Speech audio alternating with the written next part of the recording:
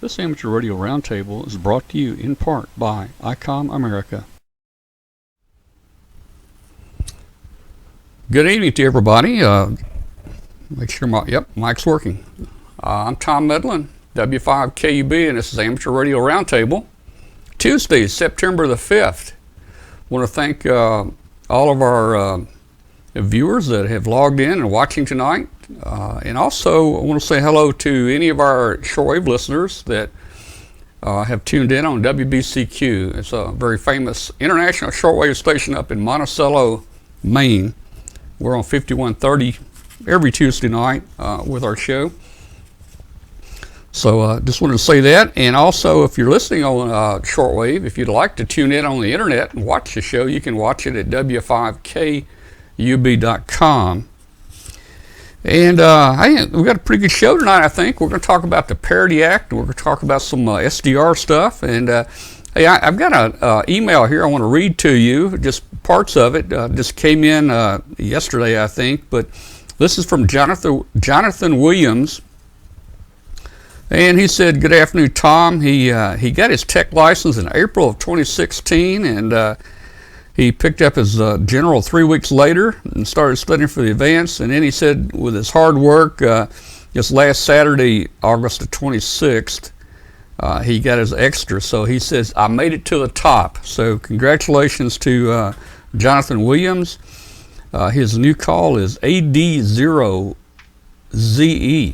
That's kind of like ADOZ. He's already getting comments, I think, people talking about his call letter there. So anyway, he says he's been watching Amateur Radio Roundtable for quite a while and enjoy watching it, and the show has really inspired him to explore his inner nerd and enjoy a great new hobby. So that's Jonathan Williams, formerly KE0IUO, who is now AD0ZE. He's an extra. He's out of Columbia, Missouri. So congratulations to Jonathan out there. Hey guys, just wanted to also mention we've got a major hurricane in the area coming up through the Caribbean. Hurricane Irene, and man, it's going to be a doozy, if you can use that word. Already winds are 185 miles per hour. And heck, if it gets any stronger, it will be actually probably the strongest hurricane that has ever been on record. Like to ask for help out there. I've got a cousin, and his daughter is living there at Water Island. That's a little bitty island right off St. Thomas. And it's a little 480-acre island. It's mostly tourist. And man, it's right there. And I think this hurricane is going to hit there. My last conversation with them was that she's going to stay on the island. I guess they're hunkering down to stay, but they probably know what's best. My thoughts would be to hightail it to St. Thomas and try to get on higher ground, or in a bunker or something. But anyway, if any of you guys hear St. Thomas I've been trying to reach them on the ham frequencies. I've got a call here, KP2AD.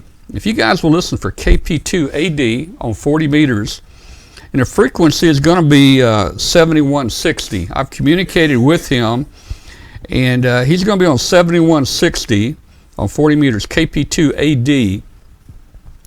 And if any of you guys talk to him or hear him, send me a Facebook chat or something. Try to get me on. I really need to talk to him and get a status back to our family here, because this is going to be a pretty significant hurricane that hits down there.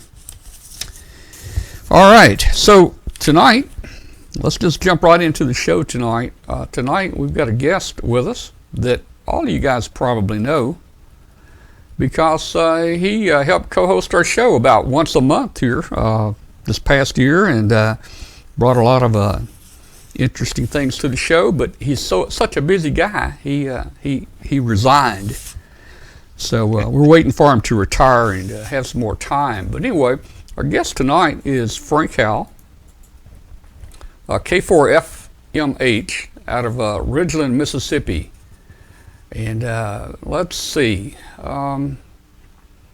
Former emergency coordinator down there. He's a member of the Atlanta Radio Club. I guess he still is. Are you still a member of the Atlanta Radio Club? Dues paying every year. All right. And he lives in Mississippi. But that's good. Life member of the ARL. He's active in writing books and editing scientific journals. He's involved and has assisted in the Parity Act. And that's what we're going to be talking about tonight. I want to mention he's got a blog. It's called Foxtrot Mike Hotel, and you can find that at k4fhm.com. So, did I get that right? Did I say it wrong? FMH. Man, I think I'm a little dyslexic or whatever you call it, dyslexic. I wrote it down as FHM, and I know that's your initials. You know. Yeah. So anyway, go to k4fmh.com and you can read his blog there. So let me get a lower third up here and get this thing formal. Put your name up there. There we go.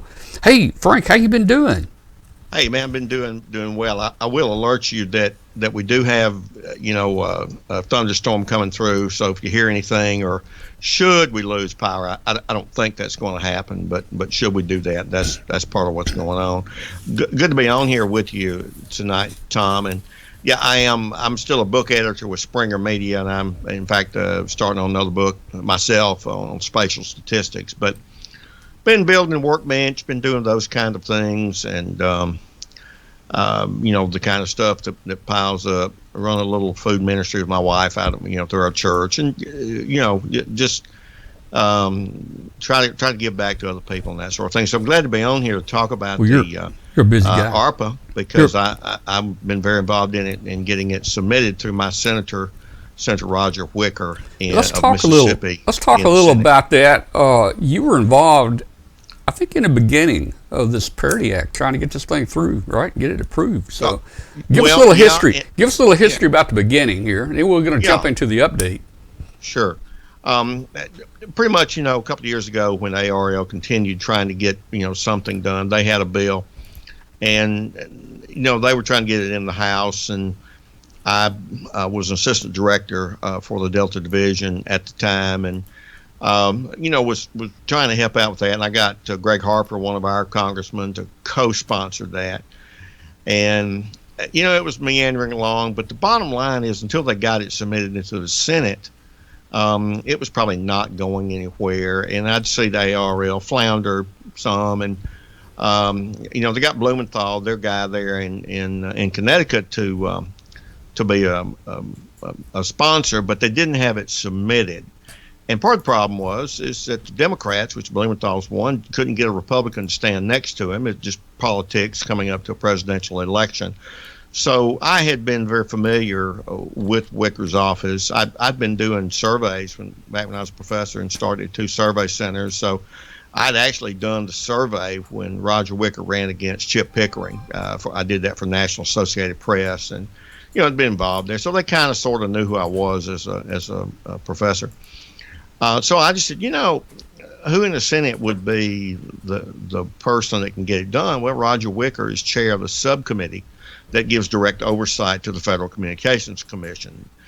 Therefore, he's kind of the 800-pound gorilla. So I picked up the phone, called his office as a constituent, and made a constituent request that the ARL that he consider co-sponsoring or sponsoring the ARPA Act at the time, and I got he and Kay Craigie at ARL together, and Roger went ahead and submitted it. And it was kind of like drilling a dry well, in the oil business. We got the well dug, but no oil, because the Congress ran out and had some issues there. So it got waylaid, and then got resubmitted in the House and got passed very quickly in the House the second time around. And kind of watched them flounder around and that kind of thing, and didn't seem like anything was moving. So I called and found out the big problem was Senator Nelson in Florida, who's on that subcommittee. The rules of the Senate subcommittees, for all of them, not just this one, and it's important for your viewers to know this, just because you know how things work. You can block a bill from that subcommittee by just saying no, you don't vote for it to go through a hearing, and they call that putting it in the chute, kind of like in the cattle business. You're gonna get a cow, a bull ready to go out that chute. We're gonna ride him and see if we can break that bull. That is, get it passed. And so Senator Nelson was blocking that because he's got a lot of HOAs, and the CAI, which is the kind of the ARL for HOAs, they were pressuring him to not pass it and to not bind their hands, to give them some say. And you know, that's the art of the deal of politics. You compromise.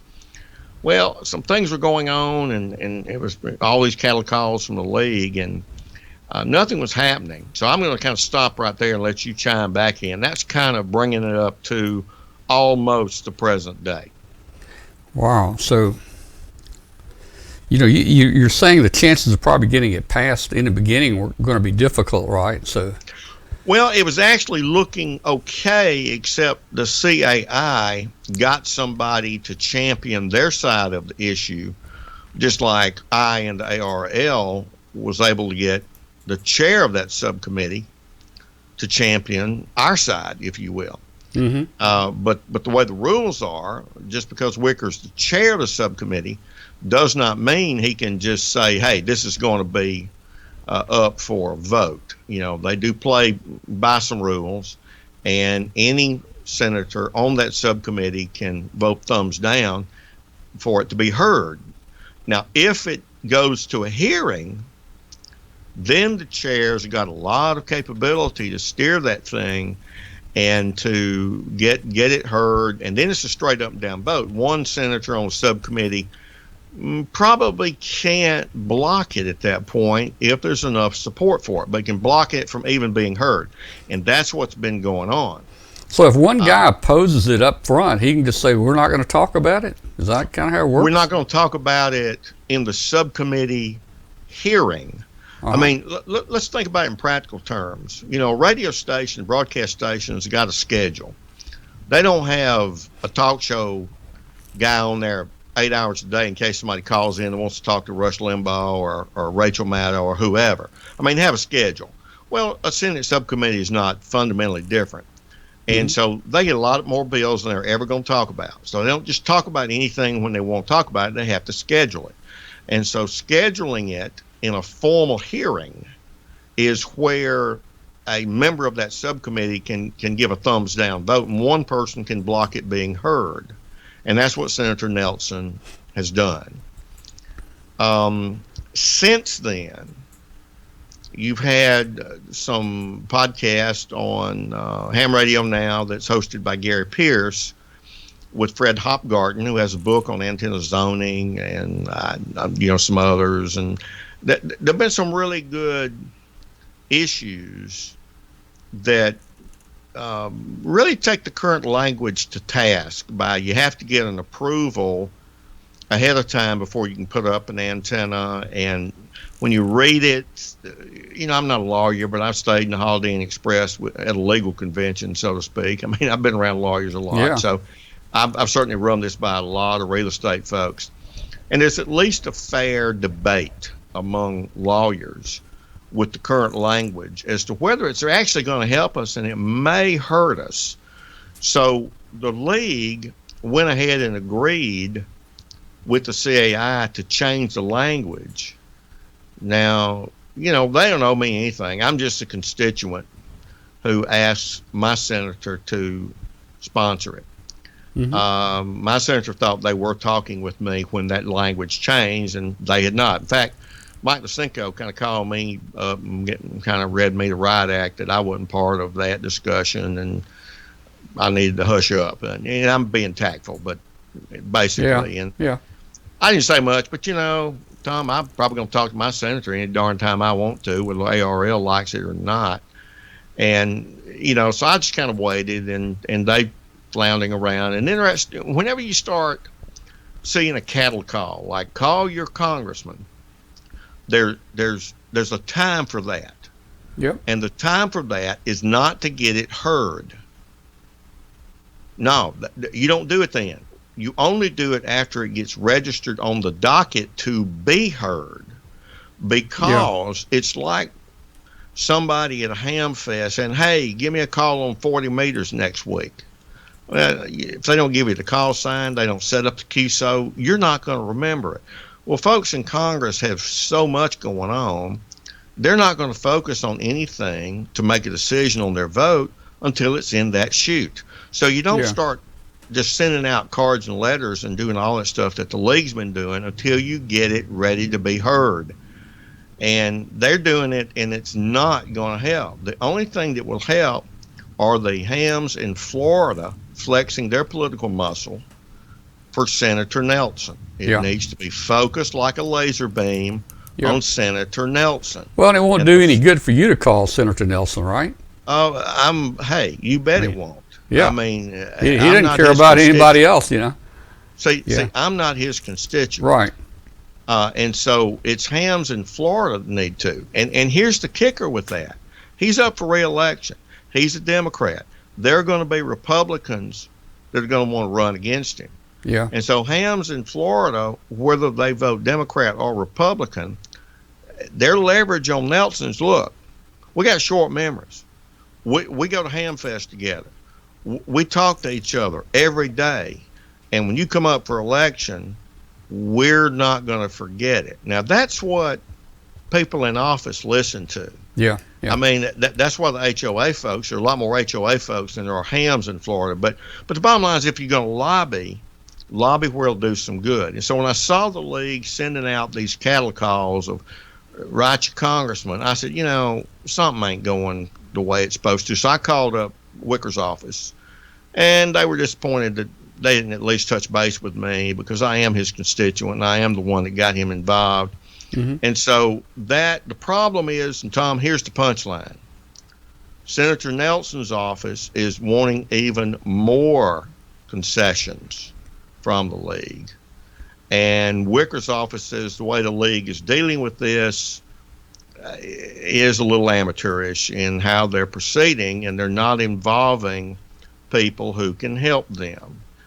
And they asked me that I know what the changes were, and I said no, I wouldn't talk to, and they were disappointed. But that's neither here nor there. I don't want a ticker tape parade out of this. I just want some relief because I live in an HOA. Sure. Well, the bottom line is they want to know that I support it any longer, and I just had to tell them, no, I cannot support the current language. Just can't do it. Well, it's got a lot of result. That bill will not move from that committee. That's the last word I've heard from Senator Wicker. Well, there were some bad things in it that I think are bad in this last revision, right? I mean, hams. I don't know. I mean, it looks. How do I even? I can't even talk about this. Well, the big thing they allowed, you have to get prior approval before you do anything. Right, but they're not obligated to even get back with you if you request it, right? That's correct. I mean, there's nothing. And again, advertising a different podcast, but yeah. But Gary Pierce had some people on, and it's archived, and it's really worth watching because Fred Hopgarten at least has a good argument. Now, I've talked to some ARL officials, and they've talked to some attorneys, and the point is there's at least a decent legal argument as to the merits of the current language. That is, the league should have reached out instead of just having Chris Imlay, their attorney, and Mike Lisenko, the Hudson District division director, being in a huddle by themselves. They needed to reach out to other people who could help them with this negotiation. Well, and they didn't. Let's talk about for a minute how it stands right now. First of all, I mean, if it gets passed, you have to put in a request to put an antenna up. They don't have to answer you. There's no legal repercussions if they don't answer you, right? That's correct. And if you currently have an antenna up, you're going to have to you're in violation of a federal law. All right, and that's the next point I wanted to get to. I mean, even if you've got an antenna, the way it's written, I'm thinking, even if you have an antenna and it's in your attic and nobody can see it, the language says if you have an antenna, it has to be approved, right? You have to get approval before you install it. Now, Fred Hopgarten, says that when you think about it, the HOA board is not the only one who can enforce CC&Rs. You can have a neighbor sue you over CC&Rs, or a neighbor kind of force I've got one in my own neighborhood over, of all things, a roll-tide elephant on a fence. I'm a little partial to roll tide because my son's a coach over there, so I've learned to say roll tide. But the point of it is that people sue each other all the time, particularly in HOA governed neighborhoods. But here's what Fred Hopgarten says. Let's just say that there's another ham down the road that doesn't like the way you part your hair. They know you're a ham. By the way, you can look up anybody's name and see if they're a ham really easily. We do that for QSO verification, QSLs all the time. So it's very easy to do that. And if so you got those crazy, who just kind of doesn't like the way you look, and they can call your HOA and say, hey, Tom Medlin's a ham. I know, did he get approval? And they go, no, we didn't know he even had an antenna. Yep. Well, then suddenly your HOA is being told by somebody that you violated a federal law. They didn't even know anything about it. So it's just a mess right now. It's just not a good piece of legislation. And it was the wording that they agreed to, really without getting any input from some folks that I think could have helped them. I don't know. It looks like to me, especially if you've got the antenna in your attic, it's your business, it's nobody else's.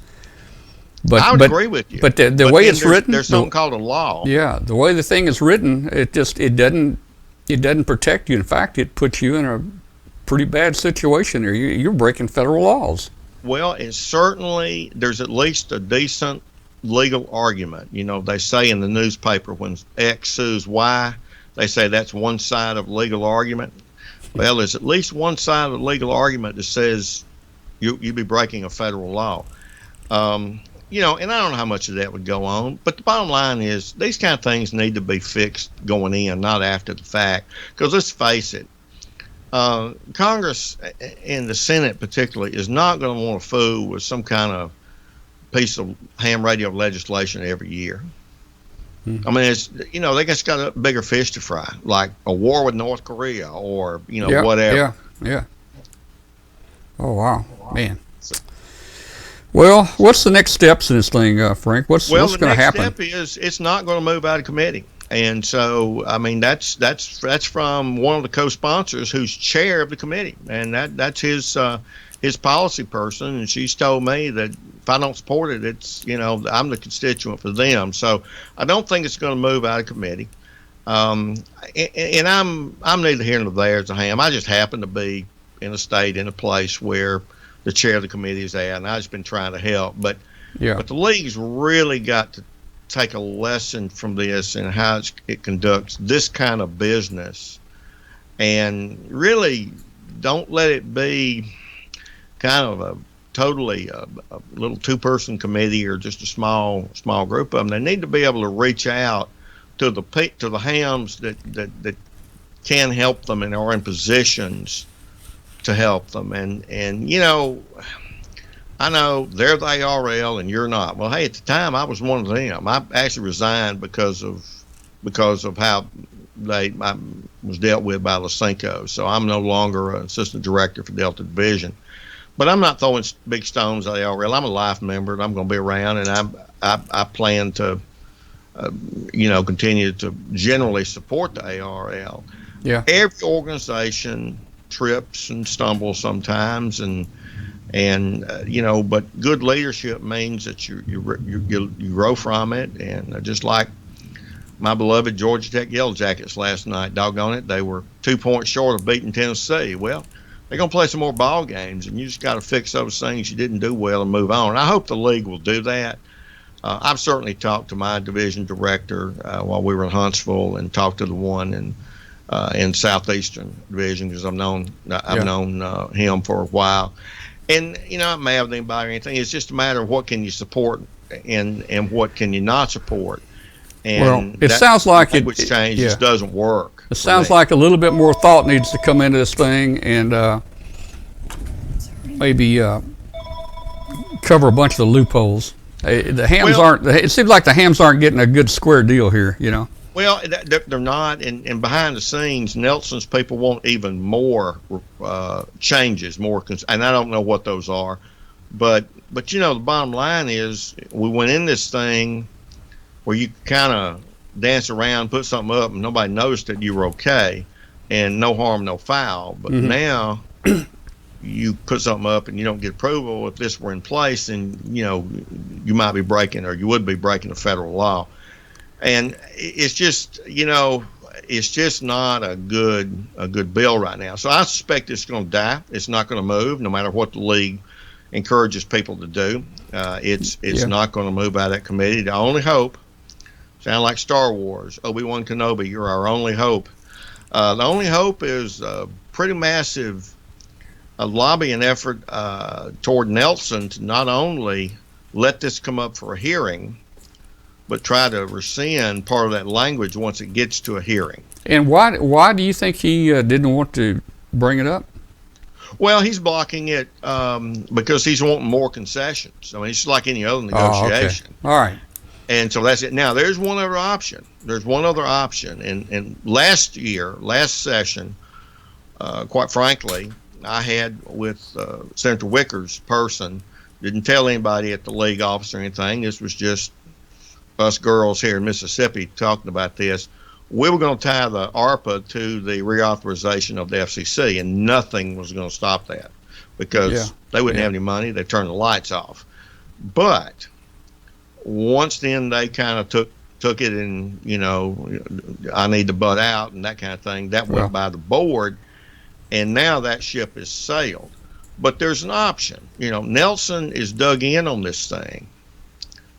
But guess what? Nelson may want another bill to be heard that Senator Wicker or somebody else can block. And it might be that another bill could be traded off to get the ARPA heard with the changes. Because let's face it, ham radio is not as big a deal as Nelson. Politics, man, I tell you, I hate to think about what goes on and how it goes on. Well, look, I think it's dead. The story as I know it, and I'm pretty close to it as far as where Wicker's at. I think it's pretty much dead right now, but I'm sure you will probably have updates from time to time, and we'll have you back on to talk about it. If I have something worth coming on for, I'll give you a ping. Tom would be happy to. Okay. Hey, just real quick, we're going to see you down at Starkville, right? At MFJ here in a few weeks. I think they've changed that. It's called Stark Vegas now, right? Yeah, Stark Vegas. Hey, let me ask something. I've seen a lot of lightning outside your window. Yeah. It's lightning a good bit. In fact, I thought I saw your loop get hit out there a minute ago. It was so bright. Well, I don't think my loop got hit because the rotator that it's sitting on, I'm looking at the controls and they didn't flicker or do anything. But yeah, there's a lot of extraneous energy coming over my house. Now I'll tell you, that's one advantage of having antennas inside your attic. I mean, you can always get static stuff, even with the polyphasers and the ground system that goes down to utility. But you don't have a big beam and a pole up there. It's going to get a direct hit. But anyway, Tom, listen, great talking with you. Great to, good, Frank, to your viewers, and I want to wish everybody well out there. And this is a great podcast. Sorry that the better-looking co-host couldn't be on tonight. Well, she was in the chat room a minute ago, but I think she's already gone right now. So, but we know who you're talking about. You had to talk with me tonight. Well, hey, we all settle for what we can get. That's right. We originally had you lined up with Katie, but I had to fill in tonight. At least they picked me to fill in for her. We will see you down in Starkville. I know you're going to have a great show after the 45th anniversary of MFJ coming up later this month down in Stark Vegas. All the free fried chicken you can eat if you're in driving distance or flying distance and want to come. So let me tell you, I have friends. I think they're in the chat room here. They're in here every Tuesday night. They're coming down from Massachusetts to go to this. I mean, this is going to be a big pull event. Well, look, I'm going to do my best impression, okay? Okay. Tell them we got plenty of places to park the car when they get to Starkville. That's right, park the car. That's right. If you park the car in Boston, we can park that car in Starkville. I had a teacher in school, and he had the card system. I call it the card system. He'd flip through and call your name and ask you the question, and then if you didn't quite get it right, he said I'll give you a half, and he'd mark on a little card, you got a half. But anyway, those guys talk funny up there. They talk funny. I used to be on another network, and the co-host there said, "Well, Frank, you're gonna start using derogatory terms like Yankees and stuff." And I said, "Well, I'll tell you what. When they change the name of their baseball team in New York, I'll quit using the term Yankees." Yeah. All right. Well, look, they may talk funny up here, but we're not going to rib them when they come down to visit with us, are we? We're going to treat them good. Frank, 73, thanks a lot for coming on with us tonight. We'll see you later. Take care. All right. All right. That was Frank Howell, K4FMH. We talked a little about the Parity Act. We'll be right back with you in just a second. Heard it, worked it, logged it. Contest season is here. ICOM's high performance and innovative transceivers will help you make the most out of the contest season. Continue your contesting momentum with the IC7300. Ideal for the ham on the go, it's a high performance HF transceiver with a compact design. It has RF direct sampling, 15 discrete bandpass filters, a large 4.3-inch color touchscreen, real-time spectrum scope, and an SD memory card slot. The IC7851 will give you the competitive edge you've been looking for. Raise the bar and hear what others cannot hear with this HF through 50 MHz transceiver.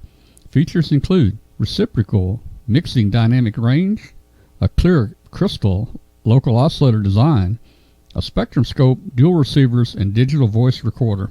Don't forget about the IC7700 and the IC7600. Both of these top-of-the-line transceivers are still available and are sure to be the perfect companion for this contesting season. Visit www.icomamerica.com/amateur for more information on ICOM radios. All right, we're back, and let's see, it's kind of mid-show. Let me just again mention to all of our listeners out there on WBCQ, if you've got an internet connection, join us at w5kub.com. We'd love to have you join us in our chat room and watch the video. Also, we had quite a few new members that have joined our Facebook group. I think last I checked, we were at 6,010 or something like that. So we had quite a few people that joined us in the last few days. Last week, I talked about the SDR Play SDR receiver, and we wanted to talk a little bit about some of the other SDR radios out there. So Dave's going to talk to us a little about. He's got a couple he's been playing with, and let's go out to Dave and see how he's doing out there tonight. Let me get Dave in here. Hey Dave, how you doing, man? How's it going? I really enjoyed that last segment. It was most illuminating. Well, I don't know what to think about it. There are problems with it, so I don't know. I think something needs to be done for these homeowner associations, but... Well, something does need to be done. I heard Chris Imlay speak about the legislation a year ago, and he was so excited about it, and he was sure that it was a step forward for ham radio. And it sounds to me like anything that goes through government or Congress, you've got to have substantial input from the stakeholders. And it looks like that didn't happen. And I know here in Uray County, they had a hearing. The Planning Commission had a hearing. Considering that this is a really small county, that means one of the people on the Planning Commission knew me and asked me on a moment's notice to come down to the commission and tell them about amateur radio and what we needed and what had to be put into the Planning Commission rules. One of the things I objected to was the stuff that they had, which was mainly aimed at cell phone towers. They wanted them camouflaged. And I says, you can't camouflage a ham radio tower. You can't even paint it. I mean, maybe you can, but it just would destroy the ability of the hams really to put something up. And so they go, oh, yeah, we didn't think of that. And, well, this went on for quite a while. And basically where it is right now is if you want to put up a 35-foot tower, you're probably going to get just automatic approval. If you want to go a little higher than that, the Planning Commission's going to want to talk to you. Yeah. Dave, in our area here, we've got some of those camouflage cell phone towers. They've camouflaged them to make them look like trees. I don't know if you've seen any like that. It looks like a tall pole with limbs sticking out and some leaves on them. Yeah, and what they look like, what those antennas look like, is cell phone towers that are sort of disguised to look like a tree. I mean, I think they look silly. Yeah. But out here, the cell phone towers are just great big tall towers, and I mean, there's some major ones. There's a few I think that are better concealed. Stick it on somebody's roof or something. Yeah. That makes it work. You were talking about SDR radios, and I'm sitting here trying to get mine to work frantically. Oh. I've got two here. This one was featured errors when requeuing input buffers. Oh, that's exciting. Okay, trying to find the right software to get it to work. This little thing right here is the Fifi SDR. As you can see, it's pretty small. This is an early one. It was designed as a quasi-kit for a German amateur radio organization to allow people to put it together. And it's one of the SDRs that uses the I and Q audio outputs that go into a sound card that's actually inside here. It has its own sound card. So you connect a USB here, and it treats it as that. I recently read a book that the League has put out about SDR radios, and says that the ones that use the I and Q signals are actually like 2 generations behind what they're doing. It's basically hardware converts to the INQ, which can be quite broadband. I mean, you can have a megahertz or something like that.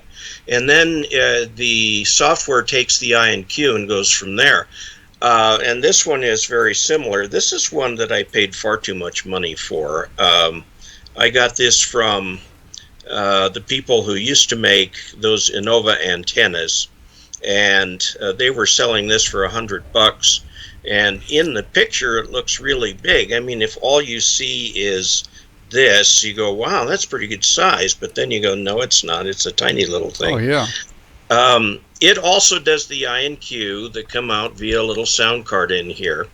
The one thing that's interesting about it is that it has a switch. Most of these dongles start receiving at about 100 megahertz. So this one starts receiving at like 40 megahertz. So if you flip the button down to HF, it inserts it takes the input signal, mixes it with a 40 megahertz local oscillator to give you basically an image of the ham band that's just put a 40 megahertz in front of it. So like you tune your SDR stuff to 47 megahertz to look at the 7 megahertz band. Right. And it's weird because I don't think they do very much in the way of front end rejection of what actually sits on 47 megahertz. So, and I've had this thing working before, and it's so fun to go look at all kinds of things, because with this one I can look at television broadcasters, FM broadcasters, and so on, and look at the spectrums and all the things they've got hidden inside. But this is the one I can't get working tonight. I've got the other one working. Well, I don't know if you had a chance to review the the little short video I put together last week on this deal. This is that SDR Play, and it's 1 kilohertz to 2 gigahertz. So it's got the up converter, down converter, whatever built in. And you know, the thing like the one you just showed me, you got to have an antenna adapter, a connector adapter to get that antenna on there. You know, they're so small. I guess they don't want to put a larger connector on there. Well, yeah, this one's got just SMAs on it too. Yeah. Little tiny things, and this is an antenna from a dual band handheld.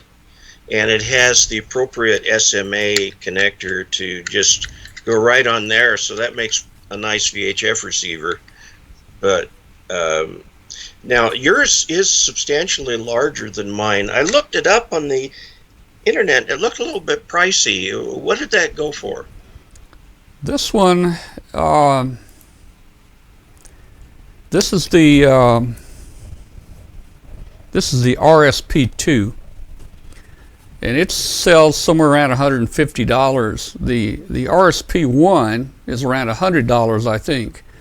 Now, in talking to the they're telling me that all they do is play with the RSP1, and it's just about it's the very same, basically same software-defined radio. This one does have a couple extra filters in the front end, and it does have 3 different antenna inputs on it, which you don't need.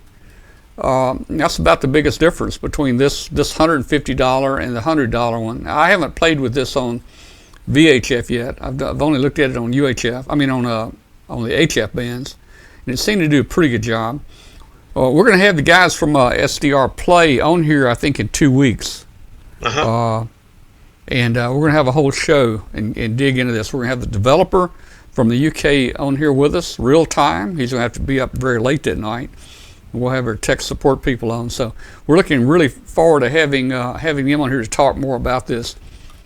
But so, do you use yours mainly to just look at spectrum, or do you use it to listen to various different frequencies? How do you use it? Well, so far actually, where I've used it, I'd say 90% of the time. Besides occasionally playing with it, is I'll have some point on a video that I want to make, like when I was doing the general and extra class videos. They talk about the spectrum and how wide signals are, narrow signals are, and so on, and would use that this little Fifi SDR. I wished for a better bandwidth on it, but this has got a 50 kilohertz bandwidth. Whereas this other one's got a 1 megahertz bandwidth. Yeah, this one will go up to 10 megahertz bandwidth, and you can bring it down really low, like to 50 or 100 kilohertz. Now Ron on here, I don't know if Ron's in the chat room tonight. K9ID Ron, he has an SDR receiver, and he's modified his HF rig, and he uses it for a pan adapter. Yes, a lot of the HF radios these days will export the entire IF. Mine does. My FTDX 3000 does. I haven't tried this yet because I've got to create a cable that's BNC on one end and then a phono adapter on the other. But I can get the entire IF, which is about 500 kilohertz wide. Might even be bigger than that, but it covers the entire band, and I can. It just comes out, so I can put it into an SDR and use it as a band adapter. And I really want to try that because the little spectrum scope that's on the front of the radio is not very big. It's only a little thing about like that. Yeah. Does it have a spectrum scope on the PC also? or is it just on the front of the receiver there? Just on the front of the receiver. Oh, wow. I'd have to use that other thing. Now, there is a piece of software that will run the radio entirely from the PC, but that doesn't bring the screens through quite in real time.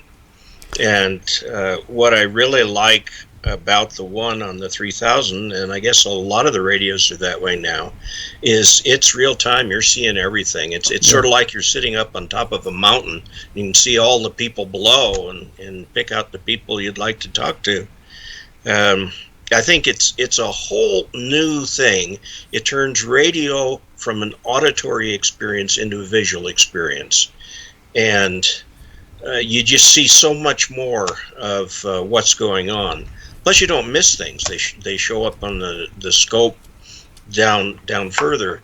And, I think the thing that is important for that is not what they used to call the spectrum scope, which was like a spectrum analyzer, but it was the invention of the waterfall that we first saw on ham radio with Digipen. And I think we talked a little about the waterfall on one of our previous shows with you. I haven't done much with the waterfall, but I can see where it would be handy. You can actually look at that and tell where signals were.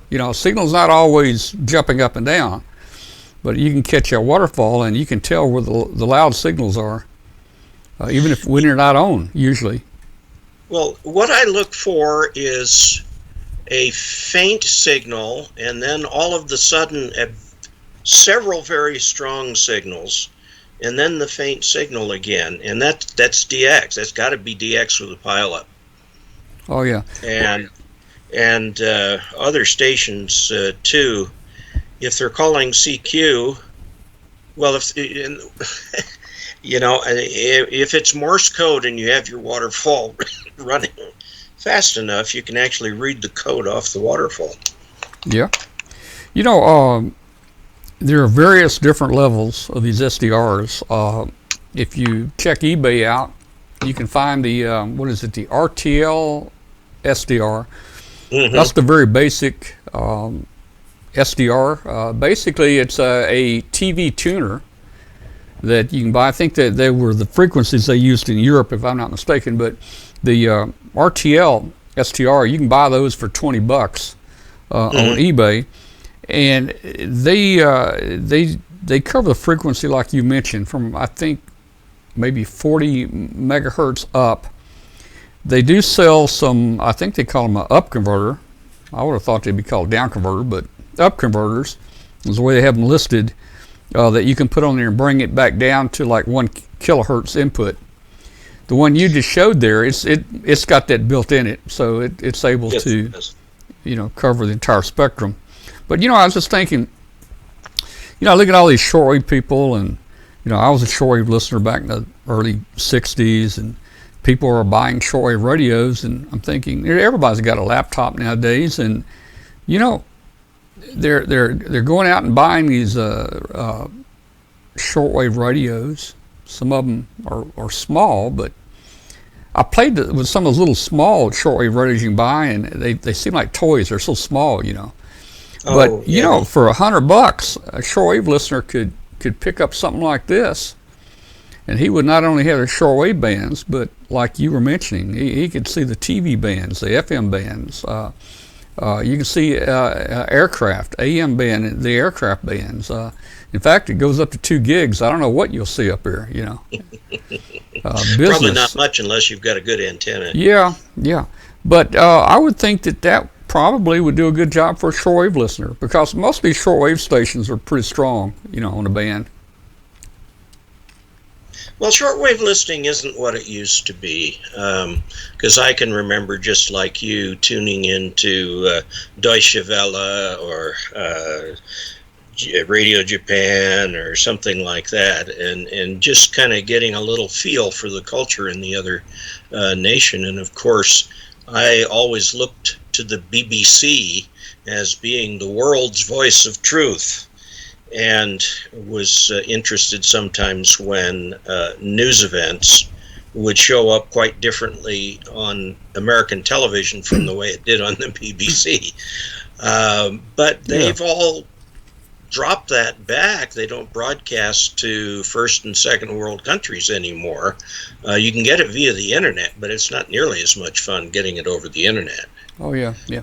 Well, I bet you remember back when I was a shortwave listener. I mean, man, I had this nice big Zenith radio. It stood about 4 feet tall, a big round dial, about 8-inch dial, and yeah, boy, it sounded good. Probably had a 10-inch speaker in that thing, and I can remember loud signals from Radio Moscow, from Radio Havana, Cuba. What is it? HCJB and Quito, Ecuador, I think. Yeah, that's the ones I remember.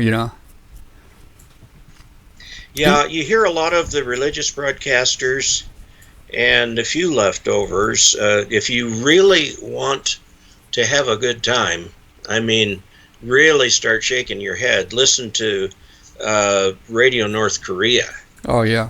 Now, that is far out. Is it in English? They have an English broadcast? They have English language broadcasts, yes. I'm sure where they they extol the virtues of their honored leader, or dear leader, I guess is the term they use. And Radio Havana, Cuba has gotten a lot less strident. I can remember back in the days when they called the U.S. the running dogs of capitalism. Yeah. Boy, it was heavy stuff. I tell you something, Dave. Being a shortwave listener, or a ham, got me in trouble. I won't go into it here. Maybe I'll talk about it at Hangout tonight if anybody asks, but I went in the Air Force. I had a top secret security clearance. The next thing I know, they're pulling me out of the vault, and they've taken my top secret away and said, have you talked to her? Have you been listening to Cuba and Moscow? And I said, well, yeah. So that lasted about 2 weeks, then they gave me my clearance back. I guess they figured it was no harm to listen, or, I wasn't a threat to them. Yeah, I worried about that too, because I also had the high-level clearance. And I can remember back when the Soviet Union was the Soviet Union, and this was 1.5 sunspot cycles ago, might have been 2.5, and conditions were fabulous. I mean, at 11 o'clock at night, I was talking to Asiatic and European Russians and the Polish and so on. This 15 meters at close to midnight. It was fabulous. And I had to report any contact with the Soviet Union to security. And I finally developed a form. And at first they were just absolutely horrified that I was talking to Russians. So I recorded a conversation, and to the untrained ear, it was entirely static. And they said, well, what did you exchange? And it's a signal report, location, and name. Yeah. And they finally says, oh, all right, but it took them a while to understand that concept, that hams, one of the purposes of amateur radio is to enhance international goodwill. Yes, it is. Well, let me see. We got some things coming up here pretty soon. We got our SDR show coming up in a couple weeks, and we're gonna hear a lot more about the SDR play. Let's see. Next week, I think we're gonna have Katie is gonna be with us, and we're gonna talk about the Costa Rica Youth Adventure. It's at a special expedition, I think, for youth that the Culture Foundation sends kids down to Costa Rica. So we're going to have them on the show. That'll be fun.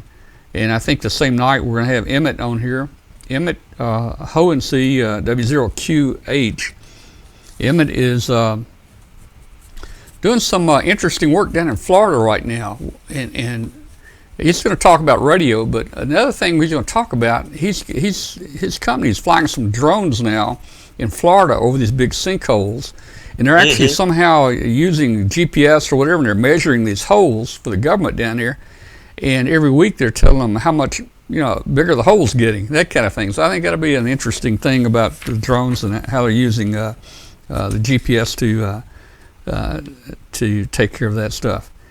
And then we've got the MFJ thing coming up pretty soon, and I guess you're not going to be coming, are you? Why don't you come down to Starkville? I have enough frequent flyer miles for one more trip, and I keep thinking I ought to go down to Mississippi with that, because I'd sure love to see that and meet people that I've worked with in some of these videos. Yeah. Well, it's Martin is going to feed us. That chicken is good. Boy, I had it on the 40th anniversary down there, and there was a big turnout for the food. It was a little cool. We ate out in the park, but the thing about MFJ is this is going to be an open house, basically, and as I mentioned, there's going to be people from all over the country come down here. And if you're a ham and you drop in here any day of the month, any month of the year, if you want a tour, they will drop what they're doing and they will show you everything you want to see, which is really, really cool. So they really like people to stop in and say hello. Well, Dave, I'm going to move on just now, I guess, to we got some shack pictures. In fact, we had quite a few pictures were sent in by our viewers this week, and I'm going to try to go through some shack pictures. Okay, great. Well, it's been good talking with you, and sorry to hear that Katie was not feeling well this evening, and we'll see her next week. All right. Well, she'll be back with us next week with a big show next week and a lot of guests. So 73 to you, and we will see you later. Take care. Bye. Okay. All right. So we've got shack pictures coming up. Thank you. All right. We've got some shack pictures coming up in a minute, and we've got a lot that were sent in this time. We'll go through those in a minute. In fact, let's just jump right into them here. Let's see if I can get started here. First of all, let me mention again the MFJ. There's a advertisement about it, but if you're close, you ought to go. You'll enjoy it. There's a picture of Martin in his office. Martin has a collection, if you'll notice above his head on the top shelf, his entire office is completely stacked with vintage gear that he's bought and saved, and he has all this old gear around here on the top shelf. And what we're going to do, we're going to go down a day early, and we're going to film, we're going to do some video of every one of his different companies, and then we're going to come back and edit that, and then Martin's going to be on our show the next Tuesday night afterwards, and we're just going to have a whole show talking about it and showing you MFJ and all the facilities, from their metal shop to high gain, to building antennas, to Ameritron. A lot of neat things going on down there. Okay, so let's jump into some shack pictures here real quick. Yeah. Hey, here's a picture here. This is from Charles Blythe. I think Charles is in the chat room. Everybody say hello to Kitty5 TKR. This is Charles Blythe, San Angelo, Texas. Now, I lived a few months in San Angelo, Texas. I was there temporary duty in the Air Force back about 1970, and I went to a school there. Went to a school in San Angelo, a special school. But let's see what we're looking at here. Boy, he's got a lot here. He sent me a couple pictures. So there's some of his test bench, and then here's some of his operating gear here. He's got an IC 7300 and MFJ 99. What's that? A 993 auto tuner there.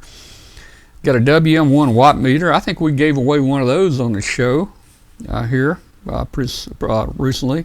He's got an SB200. That Heathkin amplifier there, and an SM220. Now the SM220, I think that's a station monitor. That's cool. He's got a TS140 there and a Heathkit manual tuner. It's on the top shelf there.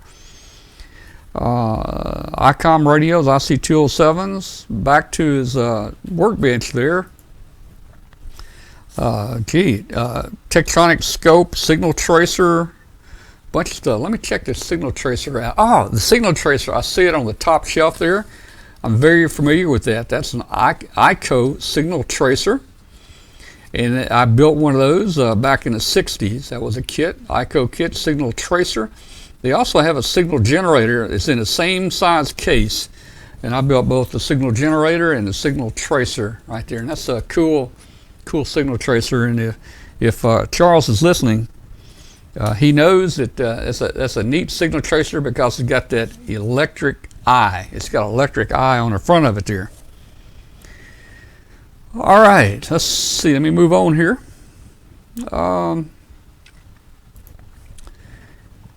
Here's a shot from Craig Aaron. I guess I pronounced it right. KC9 VQV. He's in Indianapolis, Indiana.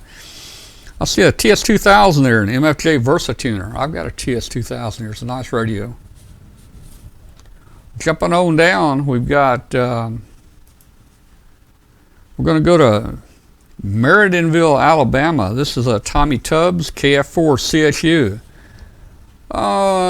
Picture a little small. Hey, I see an ICO scope there. He's got some test equipment in there. But he's got an ICOM 746 Pro and a Yaesu FT17, Dentron 2500, plus a lot of test equipment there. Jumping up to Troy, Michigan. KD8D XX, that's Bill Roberts there. Look at that, boy. He got a Flex 6300. Several of our viewers are running the Flex. Man, I'm thinking about it. I'd love to have one, but I'm not sure I want to buy another computer to run one on. But anyway, Flex 6300. He's got an Ameritron ALS 1300 ampere and IC 7300. And I think his antennas are a Gap Voyager antenna, and he's got an off-center fed antenna. Now here's one of our faithful viewers here. This is Rhea. She's in the chat room tonight. Everybody say hello to Rhea. And this is a shot of Rhea into RJ up in Sussex, New Jersey. And there she is behind her mic. Boy, doesn't that look like a neat setup here? But you haven't seen anything yet. Look at here. She's got a Flex 6700 and an Alpha 91B amplifier there. Wow, isn't that nice? And you know, she is really taking it to the next step there, because here's a shot of Rhea here DXing, let's see. I think she's, yeah, I don't know if she's at work here. I think maybe she's in transit here. I think she's going home from work with her phone here, and she's actually operating the station, I think, from her phone there. And then at work, I believe this is at work here. This is Rhea into RJ at work there. She's got her tablet there. Look at that. She has access to her gear everywhere, and she does a lot of DXing there at work.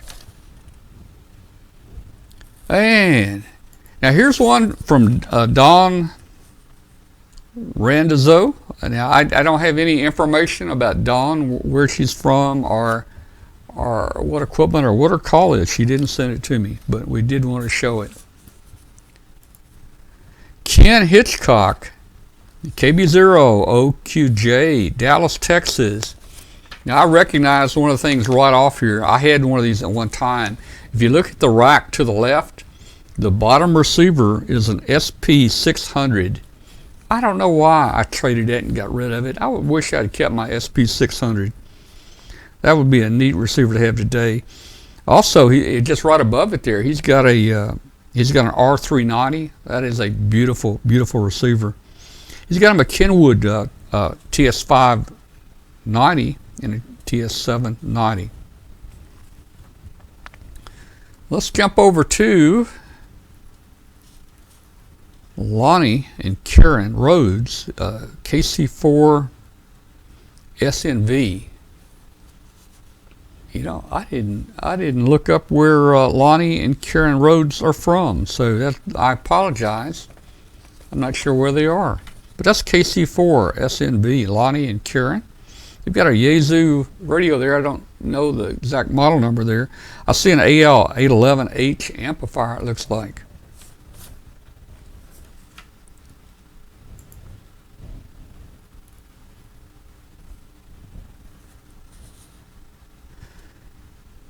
So, and I see Ken's in the chat room here. Cool. Thanks, Ken. Here's a shot from David Orm.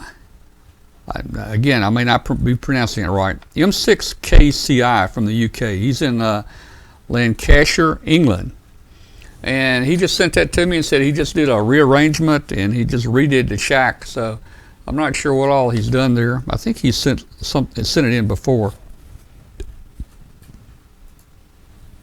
Well, jumping over to Rockwood, Tennessee. That's in my state here. That's Clifton Lynn, Rockwood, Tennessee. He's got him a Yazoo FT DX1200 there and a Meritron AL811H.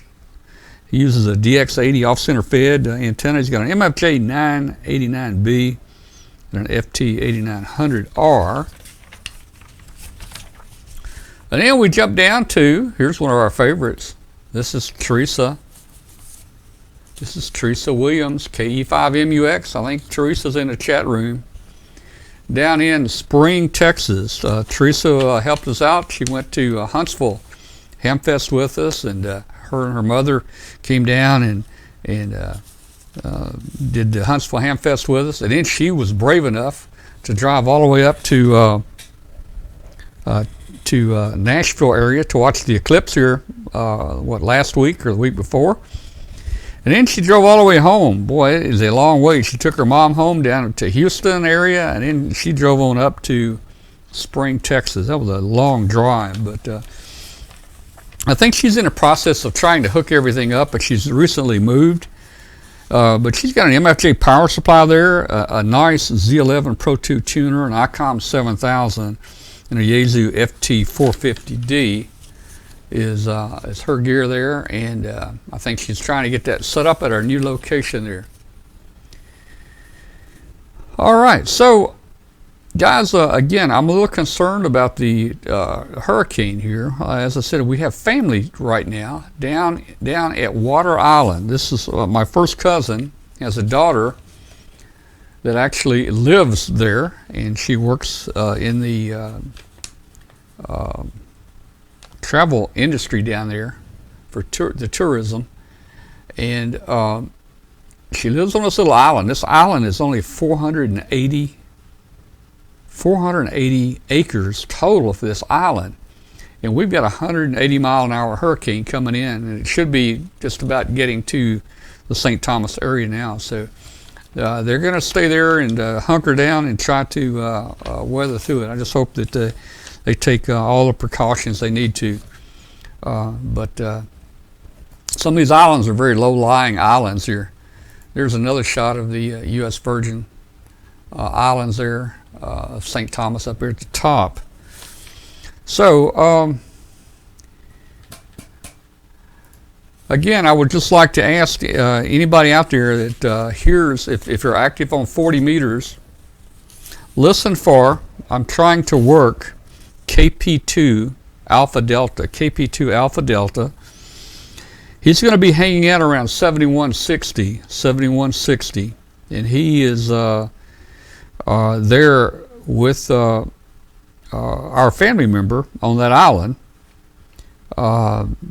He is their landlord, so I imagine they live very close together, if not in the same compound area.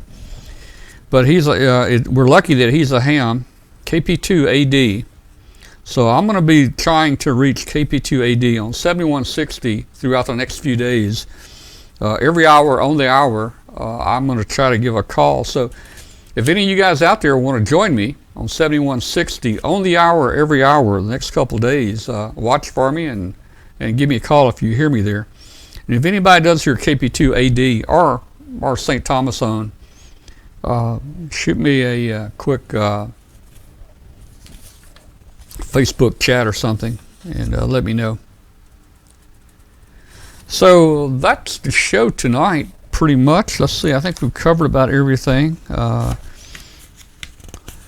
going to go to Hangout, see how many people are in Hangout and want to join us tonight. Let's see if somebody can. Let's see if we can get the. Can somebody place the Hangout in the chat room, please? And I'm going to try to log on. So if somebody will put that link out there, that'd be great.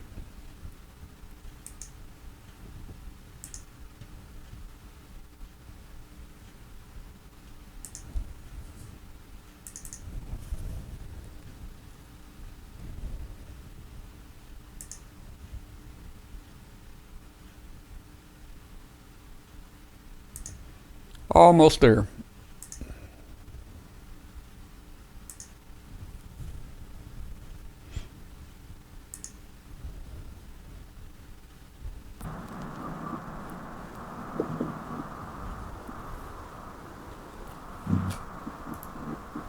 All right. I think we have Teresa on. Teresa, are you there? Hello? Hello? Looks like it's dark down in Texas. There she is. There's somebody. Who is that? Oh, that's Mark. Mark's in here now. Hey, Mark, how you doing? Yeah, I just brought it up. All right, we got Mark in here. Teresa, I'm not getting anything from you. No picture or anything. Oh, that? What?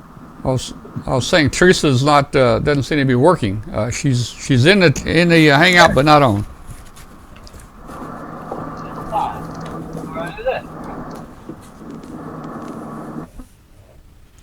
All right. Well, let's see if we can get this Hangout working here. KC1HOX is in there. There's Douglas. Douglas joined us. So we've got me and Teresa. Hi, how you doing, Teresa? Teresa? Not too bad driving. I've been watching a storm for the last 30 miles. So you're driving right now? Yes, sir. Okay, well, you don't want to get pulled over down there by Officer Fitz.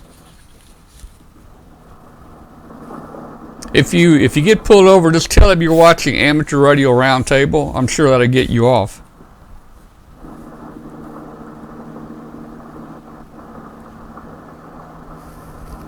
All right. All right, let's jump in here a second. What was that, Teresa? I picked my phone up and flipped the camera around so that you can see the light show that I'm getting to watch, but I'm in a construction zone and I'm not going to do that. Okay. Well, if anything exciting happens, put the camera on it there. All right, let's see. Douglas. Hey, Douglas. How you doing, Douglas? Talk to us. All right. There he is. There's Douglas. All right, man. We got to get some activity going here on Hangout. Did somebody Hello. Hello. Anybody hear me? I hear you. You doing good? I hear you. Can someone hear me or see me? Yep. I don't see myself. There I am. We're hearing you too. Is he in the bathroom? No, we don't do that. That was just a one-time thing. I'm like. We're getting some rumbling. I don't know who it's coming from.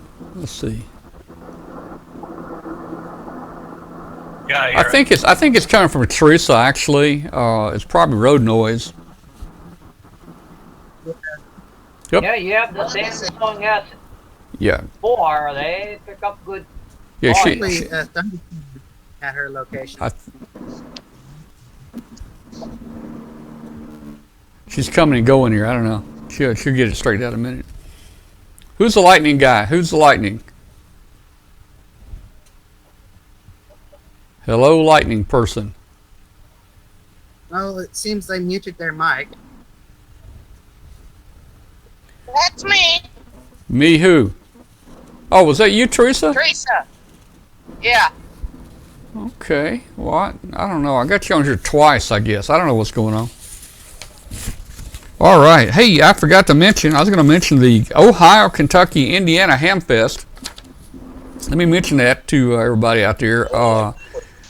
Cincinnati, Ohio, Saturday, September 23rd at the Aiken High School in Cincinnati. Doors open 8 o'clock a.m. 4th Annual Ohio, Kentucky, Indiana Ham Fest. You can see through their paper's so thin you can see through it. Yeah. William, how you doing, William? How you doing? Pretty good. Now, where are you, William? I forget. White Plains, New York. Oh yeah, up in New York. Okay, I got you. I got you. We got the big Nearfest ham convention here in New England next weekend. Okay, that's up. Yeah. Okay, that's a big one up there. Yeah, the forums and the whole bit. All right.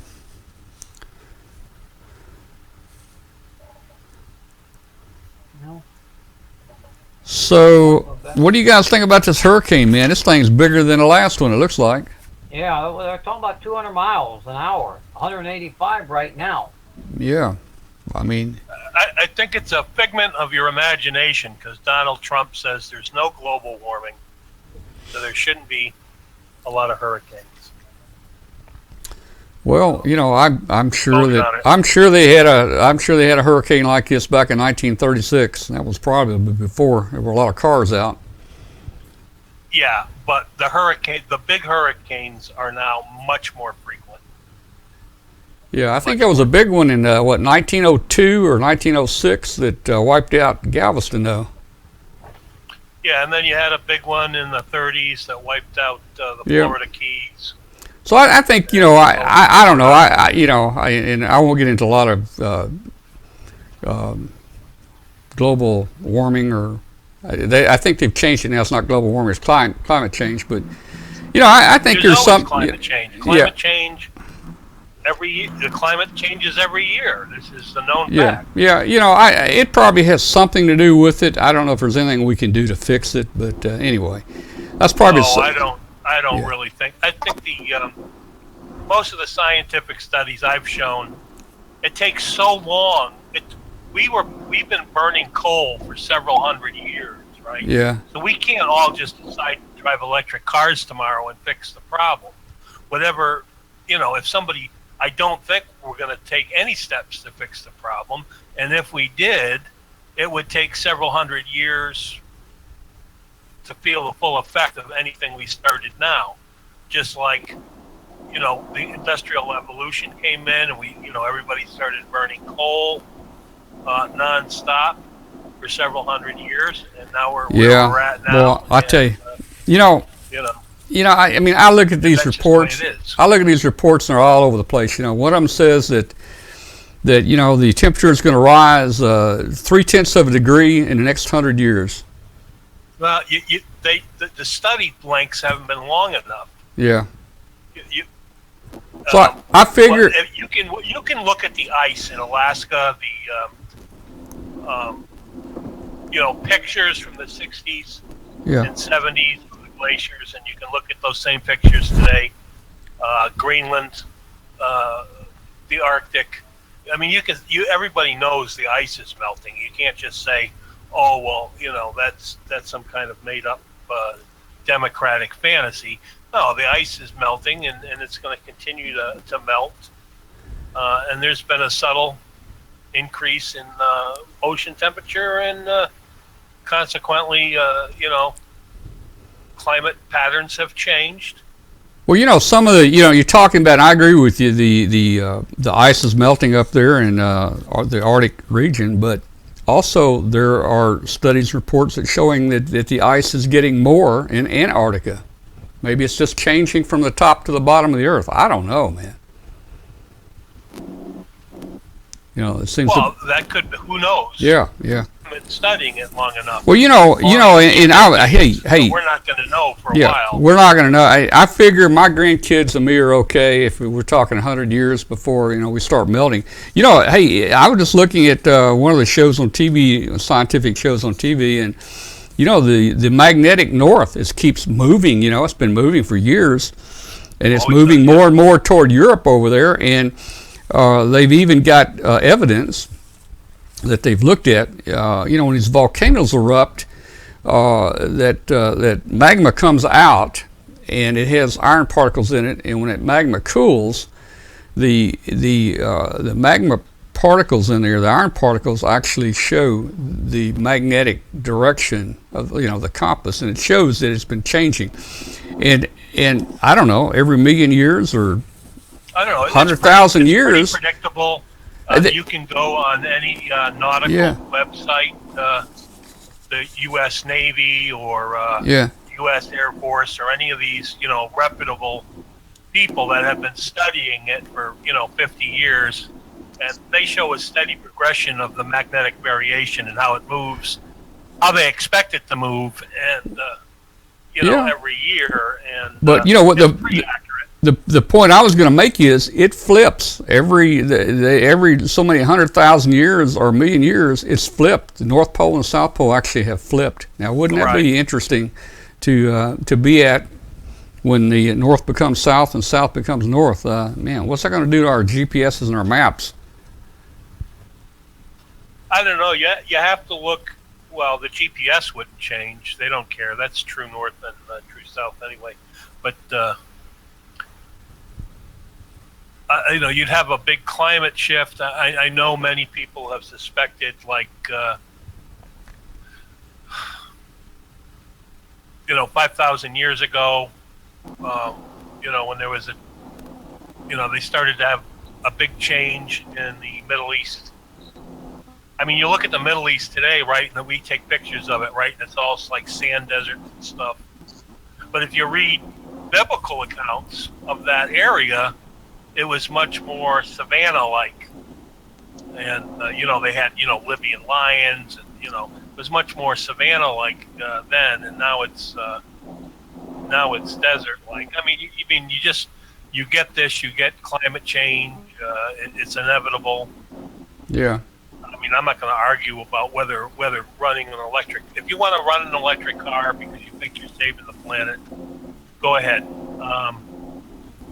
I don't think there's any short-term answer to the problem. I think the Earth has been getting warmer naturally, and I think we've accelerated that by the use of fossil fuels. But I mean, that has been going on for several hundred years. It's not like we can flip a switch and the Earth is going to react. It'll take several hundred years for the Earth to go back the other way if we were to stop all fossil fuel tomorrow, which... Well, someday we'll probably run out of it, and then we'll be using kryptonite or something. Something new will come along. I think they're making great strides in alternative energy. They put up big windmills here in Long Island Sound, around Block Island, and the Chinese especially. I mean, they put up a lot of solar panels have been going up around the world because that's cheap energy. That's cheap energy. Germany's 30% solar now. 30 of their daytime electricity is solar, and it's the new batteries. The lithium ion. Some of the stuff we've been using in ham radio, like the lithium ion batteries and stuff like this. This is going to make a big deal for the energy industry eventually, because it's that saving the energy thing. Hey, Teresa, why are you out on the road tonight? You're normally at home. What's going on here? Teresa? Mom's got a doctor's appointment tomorrow, so she's having me take her. So I'm driving Minerals, which is where my ham shack is, and the pictures that you showed, back down to Houston. Oh, hey, how far is it to Houston? It looks like it's probably 100 miles or so, isn't it? I think the last mile I just passed said I was 162. Wow. it's roughly from Dallas to Houston, and I'm driving from outside of Fort Worth, so it takes me 4 hours 31 minutes. I don't know how you did. I looked at the map that you posted on Facebook, and you drove all the way from Nashville through Memphis, all the way down to Houston, and then all the way back up to Spring, Texas. I don't know how you did I went it. back up to Mineral Wells. You what? I went Mineral Wells. Wells. Mineral Wells. Mineral wells. Okay. Fort Texas took a heck of a beating. Yeah. Wow. The flooding down there was so widespread. I was surprised. It was. Yeah, it's still bad down there. Now, Teresa, your mom and dad, they were in an area that you said they were out of danger, but on the news, I saw that flooding still got all around them. They themselves were in danger. Yeah. Well, I seen the news. They were the lucky ones, I guess. They said That everything's so saturated. They got just brought in a bunch of people that they lost their houses because of due to flooding Yeah. from up the same area. Well, guys, I'm gonna have our friend astronaut Wheelock on a show here one night soon. Here's a picture of Doug, and I've talked to him a couple times. Doug is down in Houston, and he didn't get flooded, but the water came up close to his house, and he volunteered. I love him when you have him on, Tom. Do what? He's great. I love it when you have him I told him, I said, Doug, when next time you come on, everybody knows you now. You don't even have to wear your astronaut suit. But he has been out. He is really tired. He has been out helping people pull up carpet out of the houses and all that. So he's really a cool guy. He likes to get out and help people. And I posted a picture or two on our Facebook group that Doug sent. That's the real tragedy of the flooding. It's like, oh, well, the flooding comes up, you try to escape it so you don't have any bodily harm, but you come back and you have this, year-long project to try to recover if you have the money to do it. So, I really feel for those people. Well, I'll tell you, that storm packed a punch because it actually came up to Memphis, the same storm, and we had a lot of big trees come down here, blocked roads. The city was out of power, a lot of flooding. My backyard, I thought I was going to be flooded, but my house was never in danger because my house, my lot has quite a bit of a slope to it, incline to it, and but water did start coming up in the very back of my yard. We got a creek back there, and it was coming up in the yard, so. But it went down. I think we had a lull in the rain, and finally the creeks went down. But boy, they were flowing fast. And that went on over to Charleston, South Carolina, where Kathy's brother lives. The same storm, and did a lot of damage over there. But the worst flood I ever been in was at my mother's house in Florida. She was on the Witchy-Lacoochee River, and the Army Corps of Engineers couldn't release the water fast enough for the fear of flooding communities downriver more than they could handle, and the water came right up to the house. Well, I tell you, in the house, but it came right up to it. That's happening right now. They're still releasing water down in the Houston area, and water's actually coming up in some areas. People can't get in yet. They're evacuating some areas now because of that. Oh, because of the rerouting of the water? Or? Well, I just ain't all draining off yet. We're talking about the people that escaped bodily harm but came back to a long cleanup project. Yeah, it was like a year to recover or something like that. There's a lot of people that are now flooded out that had not completed repairs to their house from the, I think it was tax day last year. And then some of those people hadn't recovered the Memorial Day flood the year before. So you've got some families that are their third flood in a row. Well, in that area is prone to flooding down here, and people keep rebuilding in it. I mean. Yeah, that's the problem. Like that. It's how much is the government supposed to pony up? Yeah. If you get flooded every 3 years, I don't know. Maybe the government should just buy the property and condemn it for residential use, because it's ridiculous. Like in Florida, these people, they could build these beach houses. Storm comes along, half demolishes them. The federal flood insurance picks up the tab. They rebuild these millionaire beach homes. Next thing comes, gets hit again. It's like, when is enough enough? Well,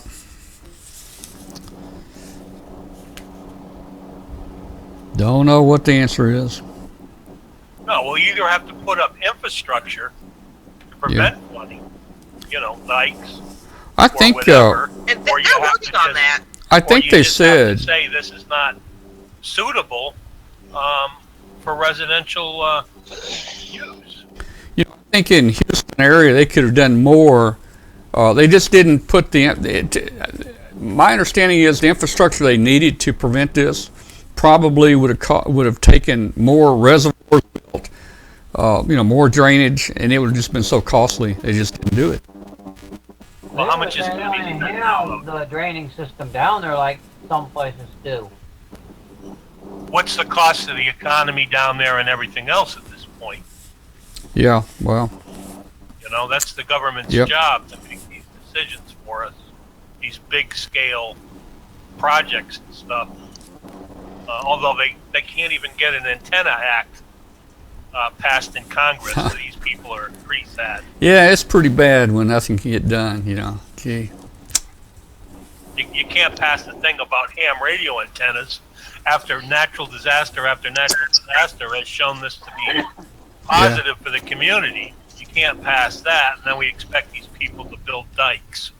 Yeah. It doesn't seem rational, right? Oh, yeah. Yeah, we got Bill on from Massachusetts. Hey, Bill. How you doing? Hey, Tom. Step up. Sorry I'm late. Step up to the microphone. Yeah, I'm going to give you 5 demerits. I didn't see you in the room earlier. Yeah.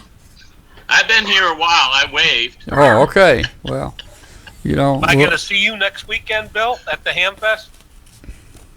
I will be selling tickets at the front door on Friday from 12 to 3. I hope to see you there then. Saturday, I will be in the main hallway there that leads out to the flea market, sitting behind a table there for the Tech in the Day.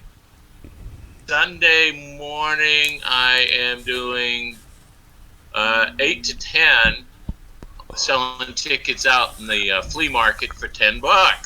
It's $10 after 11, I think. So I'll still be selling them for 15.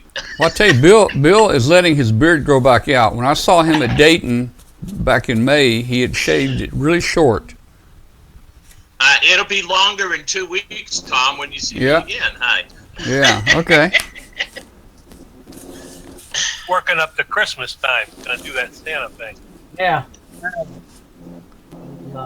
He's getting his second job. Yeah. Somebody driving down the road here, or what? Yeah, Teresa is. Teresa's in her car.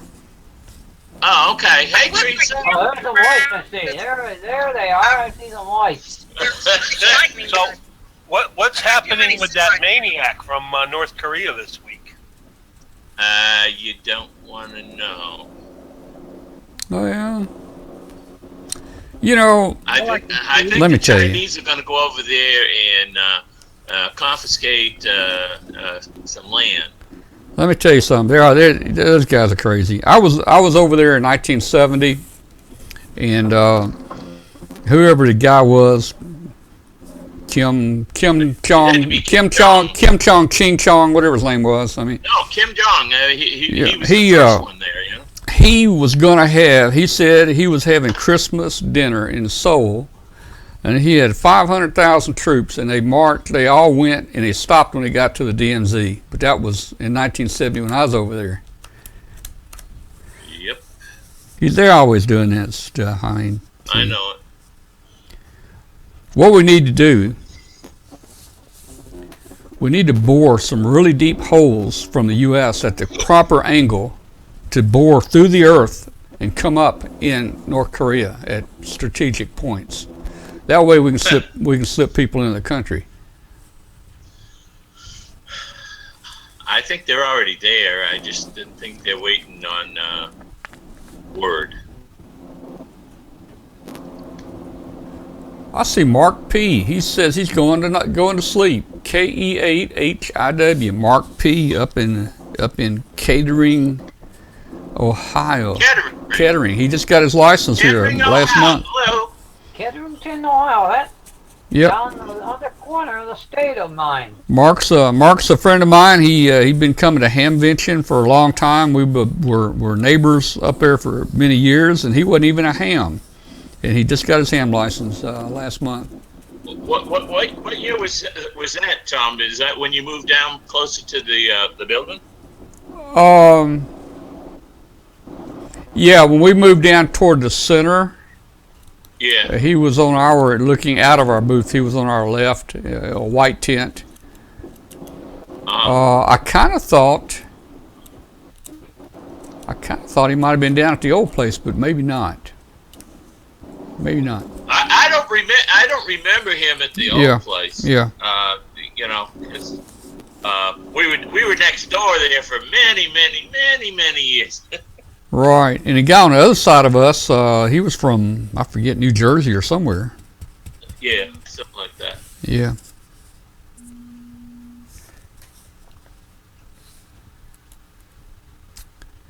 Oh, hey Tom, I did get the what is it?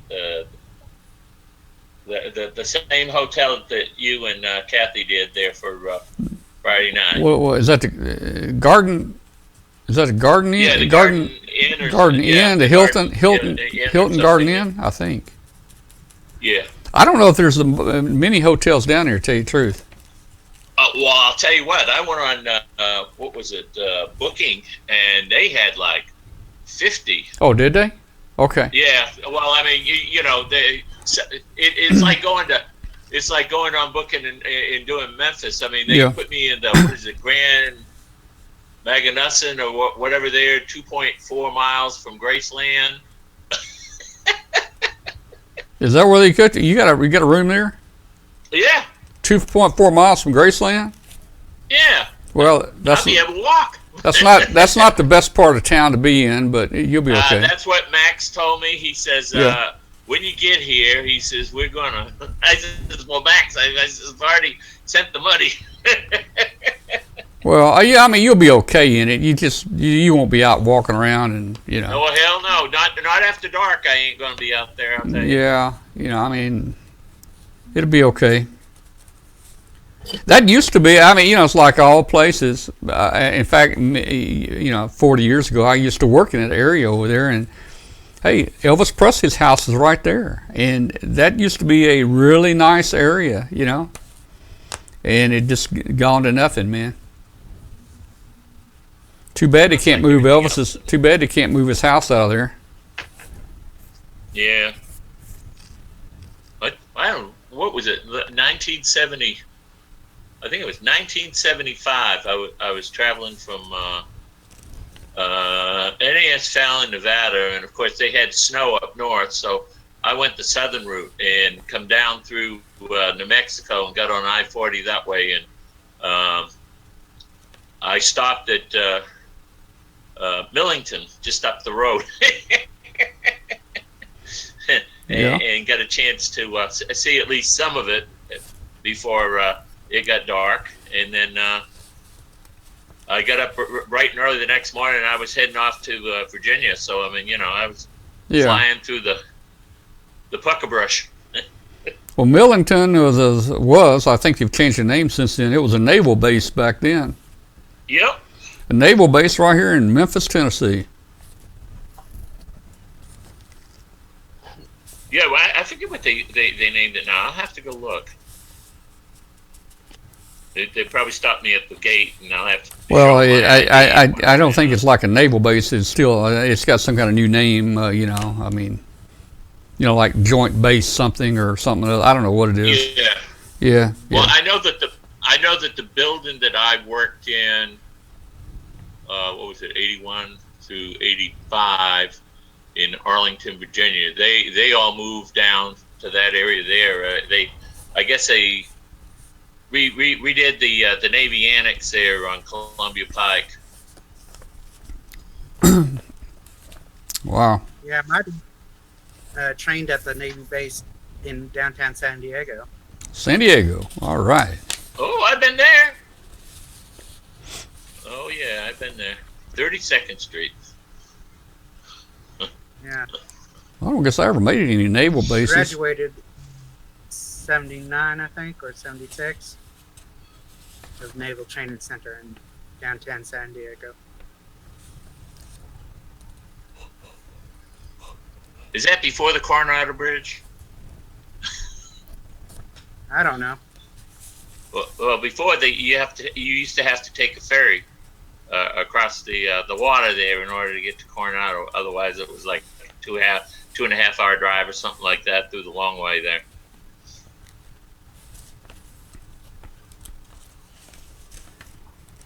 So Bill, what's your schedule? You getting to Memphis what day? I'm coming the 27th, which is a Wednesday. I arrive at 11 o'clock. Yeah, Wednesday. Yeah. And like what you suggested when we first talked about it, I'm only staying overnight, and then I'm heading down to Starkville because I want to get in on some of those tours there before all the people show up there on Friday. Yeah. And then so how long you staying? How long you staying in Starkville? Friday. I'm staying till Thursday night. You're gonna be there. You'll be there Thursday night and Friday night. I'm gonna be there Thursday night, Friday night. Saturday, I drive back up to Memphis. I'm meeting people on Sunday that I served with out on Guam Island there. They're coming in from, where is it? I forget. It's somewhere. It's somewhere. It's somewhere west. No, east. It's east. East of Memphis. Yeah, I have to remember which way I'm going. I want to say it's something like Belfast or something like that. Belfast is way east. It's kind of northeast, man. It's about 5,000 miles. Oh, is it? Belfast is. Oh, okay. Well, I don't know. 5,000 miles, man. Belfast. I'll look it up. Hold on a second, because he just texted me today and said, "Yeah, we'll meet up with you." I'm talking about Belfast, Ireland. Let me see. Where is he from? He lives in Atoka. Atoka. Yeah. Yeah. Yeah. Is that far? I don't think so. I mean, I know of Atoka. Well, I know he's coming 40. Yeah. I know he's coming down I-4. Yeah. Because he asked me where I was staying, and I gave him the hotel address and whatever. So.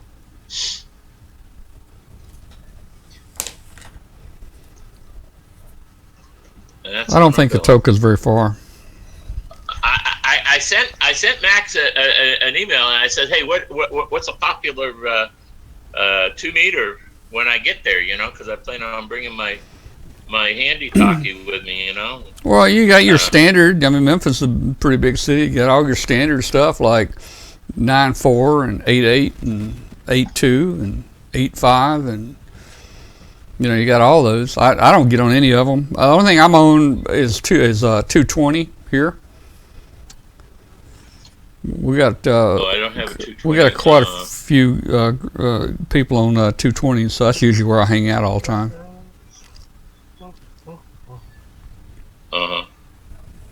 Hey, is Walter coming down, or is he flying that weekend?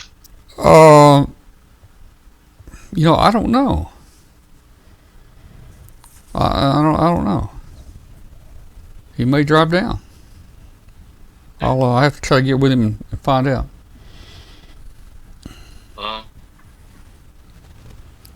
And I see how far you are for neighbors. For what? For neighbors? What do you mean? I said I saw how far when you said this is my neighbor Walter. Yeah. I said I saw how far he lives away from you. Yeah, I mean, it's probably 10 houses. I mean, they're 1 acre lots, so Yeah, just down the road. Down the road and make a right where it curves. Yeah. He's not that far away. No. So, yeah, I pulled up the list of the frequencies down there, and I sent stuff down to Max, and I said, which ones do you think I should use? He mentioned something in Cordova. Is there one in Cordova? I don't know. Because he lives in Germantown, so I mean, I don't really know what the. Well, yeah, they're all Cordova and Germantown. We're all squeezed together out here. I mean, Cordova's that's considered Memphis. Oh, okay. I don't know, Max. Probably, I'm sure he's on some of the local repeaters. I just don't know. Mm-hmm. Be nice to see him again. Hey, have you heard from Lou or John? Are they coming down to the MFK thing? Let's see. I mentioned it to John, and Lou and John and their wives, they came over to Memphis one Sunday, and Max and I met them here, and we had lunch together. It's only a 3-hour drive from Nashville. That's nice. So I would think, I don't know, to go from Nashville down to Starkville. Not sure. Let me look it up here.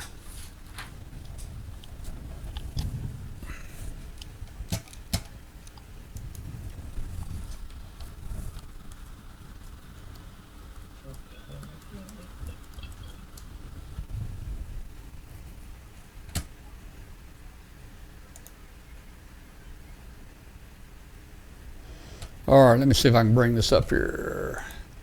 Bring it up on the show. Well,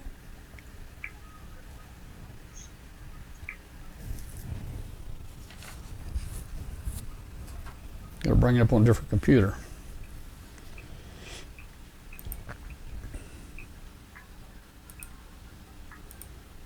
Okay. Well, wait a minute. I don't know if I can bring it on this computer.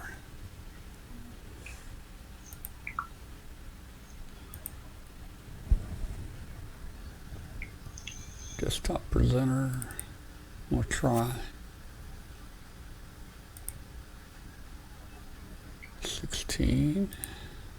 If you're programming your HT using Chirp, a good idea would be to back up your current setting and write a new one from scratch for where you're going.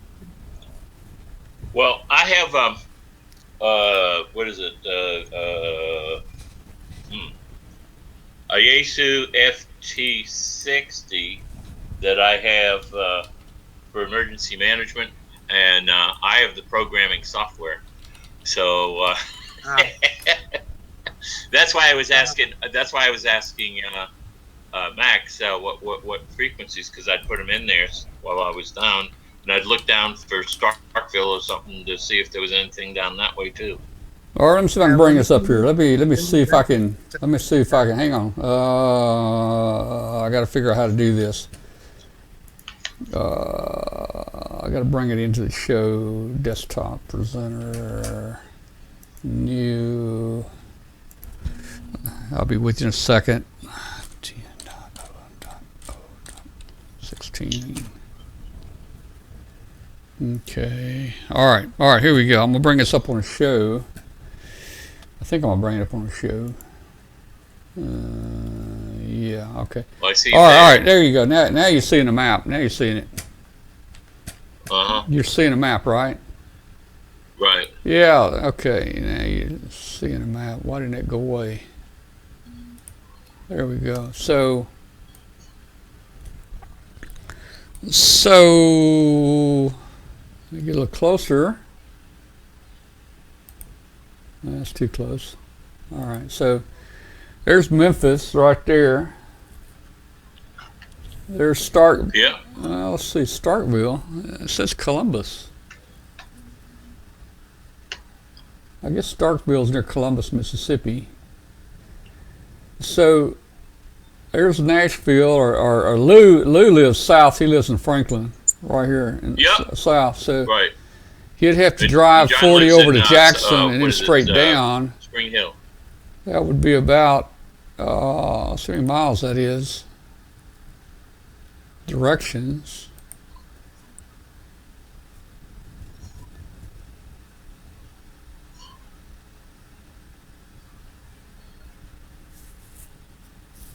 Okay. Nashville. Let me put Starkville in here. Starkville, Mississippi. Okay, there it is. So you got several routes that you could go. 4 hours. It's over 4 hour drive. 4 hours 43 minutes. 4 hours 46. 4 hours 49. So change the Nashville to Spring Hill, Tennessee, and see what John would have to do. Spring Hill. Okay. Spring Hill. Yeah. One word. Two. Spring. Is that 2 words or 1 word? 2 words, yeah. Yeah, no, it's 2. Spring Hill.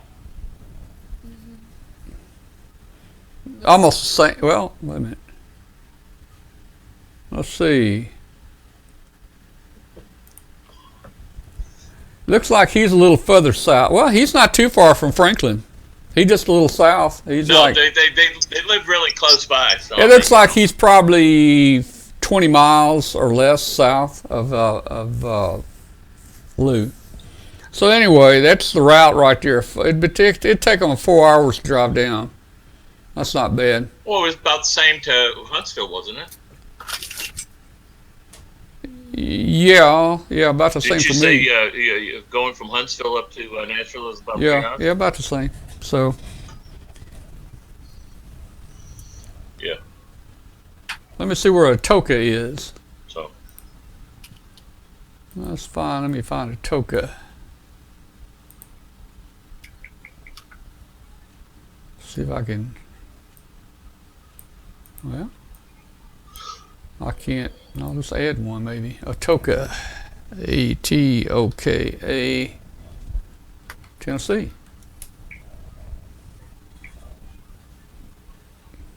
Oh. Atoka's just right outside of Memphis. Oh, is it? Yeah. Those guys, they're not have to come hard in. I mean, look.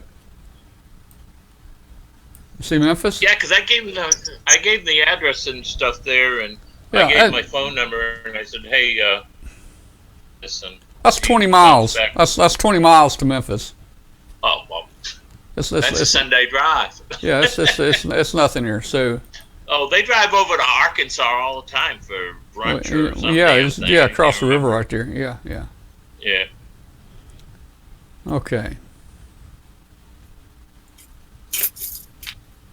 Yeah, that's cool. Thank you. All right. Well, guys, I think I'm going to get out of here and get me a peanut butter sandwich. I think. It's about that time. Thanks to everybody for joining us tonight. Next week, I think we're going to have the youth expedition to Costa Rica, and we're going to have Emmett on talking about some stuff he's doing in Florida.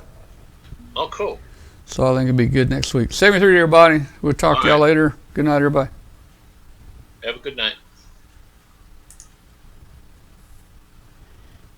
All right. Let us see here.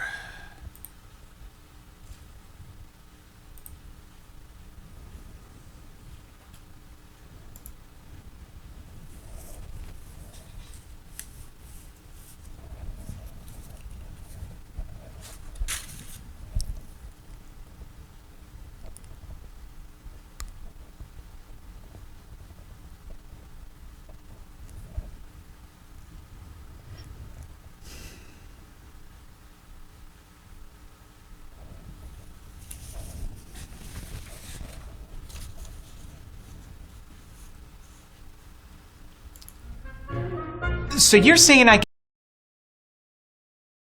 connected to the computer. You just type in the question, it will read his mind. There the answer comes.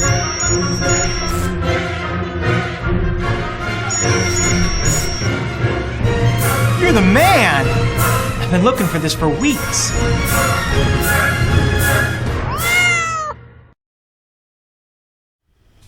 All right, everybody. Good night. We'll see you next Tuesday.